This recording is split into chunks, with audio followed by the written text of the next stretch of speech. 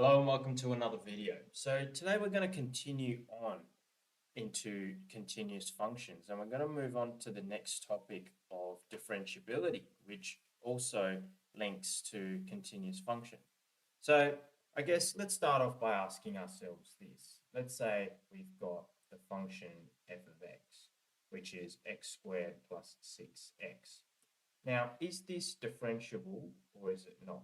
Well, if we have to find the derivative, we know that f prime of x is 2x plus 6, right? So we can say, yes, this function is differentiable, right? We've just found its derivative.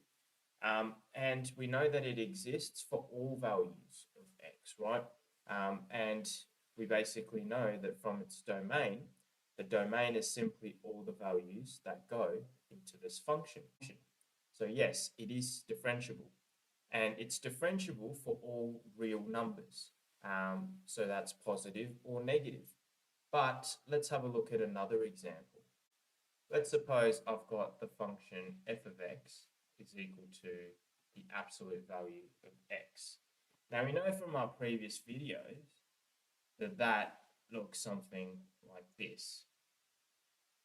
It'll generally look something like this, and it's got a very positive pointy change at x equals 0. So does the derivative exist at x equals 0? Now, that is the question that we have to find out. Does the derivative exist at x equals 0? So we can test this from first principles, right? So remember, first principles says that the limit of any point A has to exist with the following in mind. So as h approaches 0, the limit of f of a plus h minus f of a over h, right? So we can basically calculate the limit of this function over its value, comparing from the left and the right-hand side. So let's have a look at the left-hand side. Right, from the left-hand side, we're basically approaching 0 from negative, which means that it can get very close to 0, but it can't exactly be 0, right? So in that case, we're going to have the limit of h over h as h approaches 0.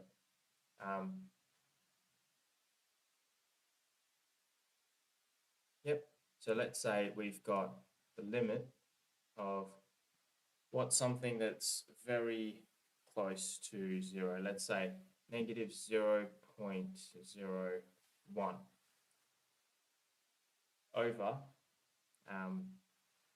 negative 0.01. Right, so it's not exactly 0, but it's getting very close. Well, we know that the absolute value is positive. And we know that that is still negative. So that's really negative 1. But what if we approach it from the right-hand side as h approaches 0 from the positive? So that would be the limit of h over h. So it would be 0.01 positive over 0.01, which is 1.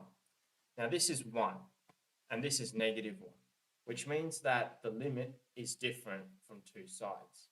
So that means that this function is not differentiable at x equals 0. Why? Because the limits are different. So it is not differentiable. So that's sort of how we go about this, right? We've utilized first principles to find out what is the limit from the right-hand side, and then we've also compared it to the left-hand side. And we've seen that these two limits are different at x equals 0. So that is why the function is not differentiable at x equals 0.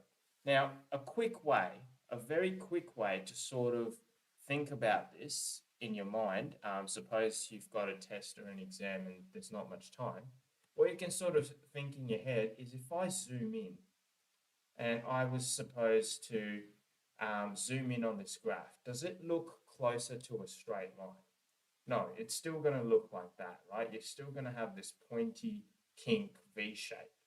And whenever you have that, you know that it's not differentiable. Whereas, for example, let's say you've got a function like this, and you want to find out if it's differentiable over here. If you zoomed in on this, it would still look similar to a straight line. Whereas this one, you're always going to have a V. So that's another way to think about in your head whether a function's differentiable or not. So that's all for now, and I'll see you in the next video.